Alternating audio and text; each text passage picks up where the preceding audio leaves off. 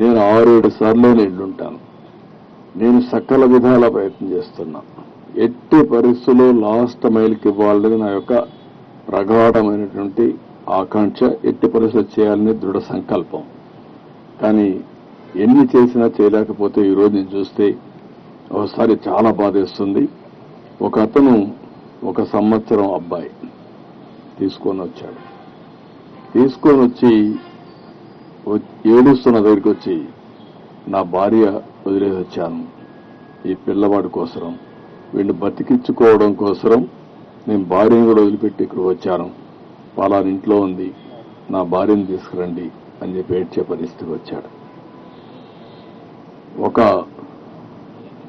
పెద్ద ఆయనైతే wife daughter, మా ముందరనే ఆ వైఫ్ పెయింట్ అయిపోయే పరిస్థితికి వచ్చింది.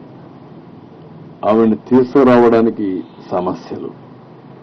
ముసలివాళ్లు నడవలేరు, బాగా వర్షపు నీళ్లు తడిచిపోయారు.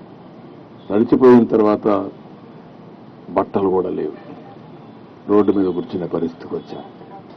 అవన్నీ చూసినప్పుడు ఎంత నిస్సహాయ స్థితిలో ఉన్నాం, ఎంత బాధాకరమైన పరిస్థితిలో ఉన్నాం అనే బాధ కలుగుతుంది. అందుకే ఈరోజు మళ్లీ ఆలోచించాం. ఈరోజు స్పష్టంగా 32 డివిజన్లకి 32 సీనియర్ ఐఏఎస్ ఆఫీసర్లు పెట్టాను.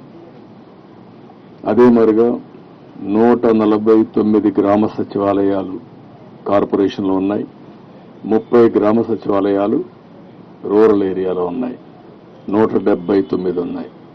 179కి 179 మంది ఇన్ఛార్జెస్ పెట్టాం. ఒక గ్రూపు 2 సర్వీస్ కింద, ఐఏఎస్ కింద ముఖ్యమైన నాయకులు పెట్టాం.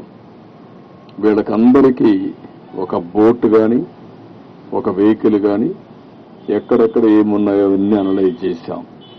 ఉదాహరణ, కొంతమంది నడిచిపోయే పరిస్థితి వస్తుంది, ఇప్పుడు బాగా వెసులుబాటు వచ్చింది కాబట్టి ఒక ట్రాక్టరో ఒక వ్యానో పెట్టుకొని ఫుడ్ పాకెట్స్ అన్ని డిస్ట్రిబ్యూట్ చేసే పరిస్థితి వస్తుంది. కొంతమంది బోటే కావాల్సి వస్తుంది, బోటు ద్వారా ఇవ్వాలి. కొంతమంది ఏదైతే నడిచిపోవడం చెప్పాను ఇచ్చే అవకాశం వస్తుంది.